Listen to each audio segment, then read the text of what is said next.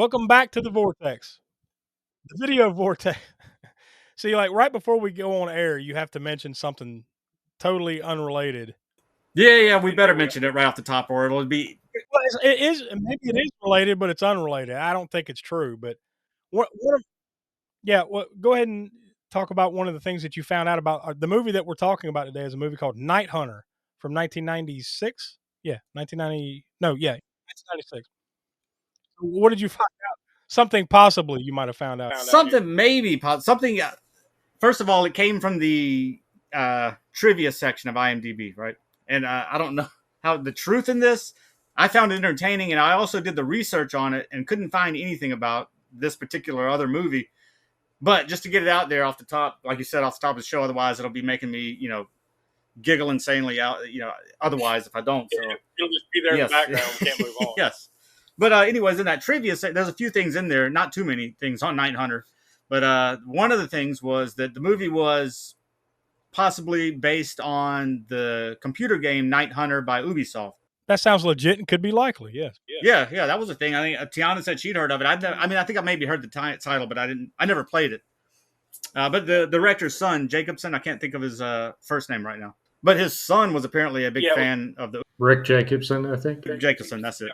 His son was a fan of that game, the computer game, according to this trivia post, right? But right after that, in that same trivia post, it says I guess more possible inspiration for the movie was an adult film from 1990 called Tight Cunter. Apparently, I guess that's what it is. It said tight with an asterisk UNTER. So putting two and two together, based on what this person said that the premise of that movie was about, was a vampire who is frequently frustrated because every time he goes down on a woman, they complain about his teeth. That's hilarious, and I don't believe it.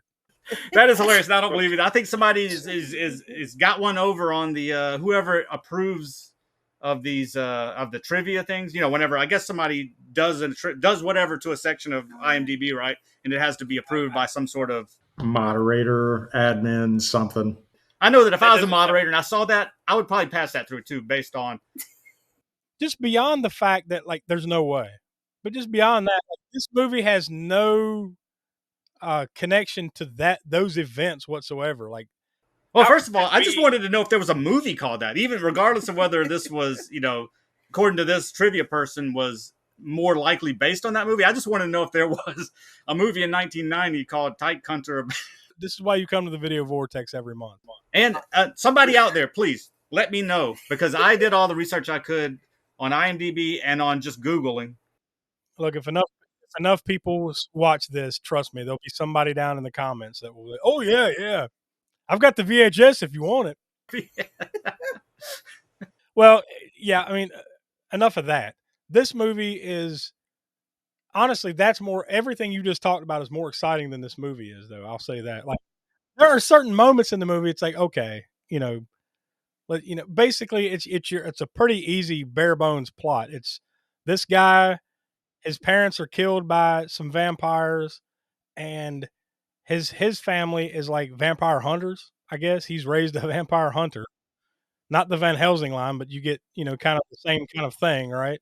And then his family is taken out by vampires, and then fast forward 25, 30 years later, whatever it is, and now he has spent his whole life taking out vampires one by one. So I guess now he's kind of down to the last handful, and that's kind of what you see play out here. Shoehorn in, he meets a newspaper journalist who I guess they fall in love, but not really. It's not like that. It's like they quickly become platonic friends or something. Who he's willing to sacrifice his life for. And by he, I mean the character of Jack Cutter, which is Don the Dragon Wilson. Yeah, and I've never seen this movie before, but I was looking forward to it.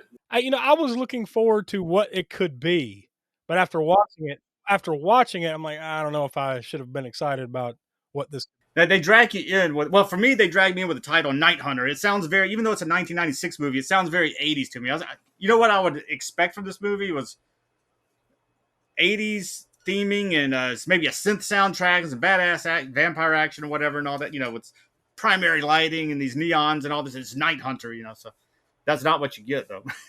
Yeah, if you watch our any of our other series here on the YouTube channel, just last week we did Grindhouse Gutter, and in that one I mentioned that we should have a button. I'm going to get a button for Daywalker alert because we got him again. We got another Daywalker here.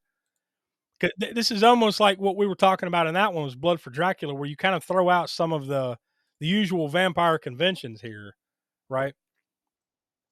Including not staking them. That was the one thing I was disappointed about. Like, you got Don the Dragon Wilson, a legit badass like kickboxing legend, and you didn't kick one stake into a vampire's heart. Yeah. He just breaks backs. That's it. That's how you take out vampires in this world. And that was the other weird thing too. Like, you got to break their back. I'm like, well, now that maybe has another tie-in with Tyke Hunter. Oh, if we talk about the other pseudonym for the innuendo for breaking back. Oh, no, sorry. I had to go there again, but sorry. Not snapping necks. Like, even though you get some of that, like, snapping the neck. No, he's got to grab a hold of the neck and then snap the back. That's how you take them out. But you can shoot them like 20 times. All that does is slow them down enough so he can break their back. Yeah, there were some strange ones with this one. Like, first of all, I was fine with it when it came to Blood for Dracula because whatever, it was still, at least it still had the kind of gothic setting. But I don't like the Daywalker thing when it comes to vampires, because to me, vampires are all about the dark, the nighttime, and all that stuff. So, I mean, when you take that element away, it's like, why even have them be vampires? I mean, we could probably ramble on for another 10 minutes on this one because there's so much silliness. But that's the thing. There's not enough silliness to make it truly entertaining. At some point, you just kind of get bogged down in the story, and it slows down, and it's all right. And these horrible fight sequences. I mean, well, I guess they're not the worst fight sequences, but the camera work during camera just shaking the whole time. Yeah. How does it do it, Donnie? It's like and then the camera's just like that. It's bad. Like, you almost want to start throwing up from like motion sickness. Like I don't know who thought that was a good idea. They're like, you know what would make these scenes more tense? We just shake the shit out of the camera. Mm-hmm. No. Yeah. Oh, one last thing before we check out and tell you what we're going to be watching next. The rating and then what we're watching next month. The bad guy, the main King Vampire, whatever the hell his name was. That I'm like, this dude looks familiar. Sure enough, it's Todd, the next door neighbor in National Lampoon's Christmas Vacation. Oh yeah, that's right. Yeah. What? I didn't even catch that until you said it now. But I'm just like, who is this dude? And then I looked it up. Sure enough, it's him. It's, why's the carpet all wet, Todd? I don't know, Margot. That guy. He's the King Vampire. It said he was in that Brain Smasher that we did for the video Vortex too. Donnie, it's too bad we don't do Vortex connections because you'd have in there. Oh, the places we would go. We usually come together beforehand and give a Vortex rating. We did not do that, so we'll kind of do it right now. The scale of the Vortex rating is 0 through 10, so that's kind of where it lands. And our scale is basically the highest ones have been 7s. That's the bar. Like, we haven't gotten any better than that, and I don't think this does it. Well, this certainly doesn't reach it doesn't even reach the bar. Like, even if it stood on its tiptoes, it wouldn't reach the bar. No, to me, this is down in like, let's see, Amityville: A New Generation. It's probably better than that. Sharknado 4, it's probably better than that. Yeah, it's better than that, yeah. At least, I mean, the only thing other than, there's a lot that could have been done with the plotting and all that stuff, whatever, and the fight scenes could have been improved by just not doing that stupid shaky cam thing. Yeah. The only one that I can compare this to, we gave Vortex rating of 2 to Cruel Jaws.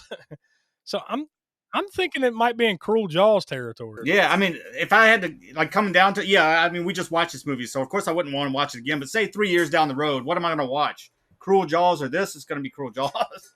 Oh, no doubt. No doubt. Yeah, so maybe that means it's a slightly below. So we gave that 2. Sharknado 4 got 1.5. So maybe 1 3/4. I think that's fair. Hey, that works for me. Yeah. Yeah. So obviously we don't highly recommend it. I mean, like, I guess if you're a huge Don the Dragon Wilson fan, well, let's face it, if there's many of those out there, you've already seen this probably. Yeah, probably. And if not, this isn't gonna climb anywhere near the top of your Don the Dragon Wilson. Yeah. You're a sick, completionist individual if you have to watch this because you're such a huge Don the Dragon Wilson fan. It's not good. It's not good. There's moments, but not enough to cobble together anything that's worth a damn. So I mean, and also, did this movie come out before Blade? I think it did, right? What was Blade? There was like 98. Blade was 98. This was 96. But it's not because this movie, influenced Blade. It's because Blade was already existed as a comic book before this movie, right? Yeah, it was like the 70s.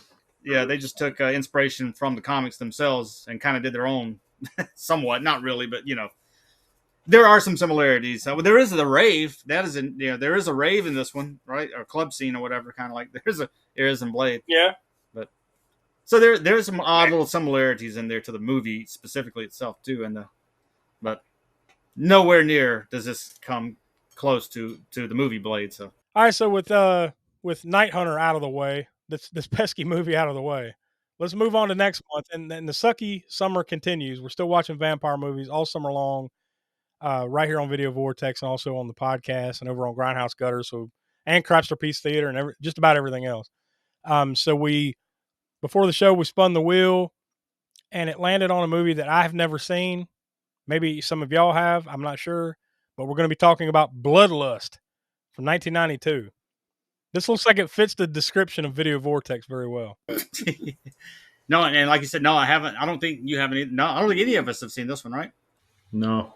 There we go. So this will be all new material next month for the Vortex. Just like Night Hunter was. And maybe it'll be better than Night Hunter, at least, hopefully. Please be better. Or at the least not worse. Yeah, at least be, more entertaining because please. Something, it doesn't have to be masterpiece or even a video level masterpiece. Just be something above Crapster. We'll take that. So that's enough. So for the Professor and Tiana, Donnie, I'm Josh. We are the All American Spook Show. Check out the channel every Monday at 6 p.m. East and wherever you get your podcast. The new episodes of the All American Spook Show podcast come out. And of course, every month we've got this series plus Grindhouse Gutter and Hammer Horror in Order. Lots of stuff to check out. So please like, subscribe, all that jazz to the channel. We appreciate you watching. You want to know what it feels like to have your neck snapped, Mr. Hunter?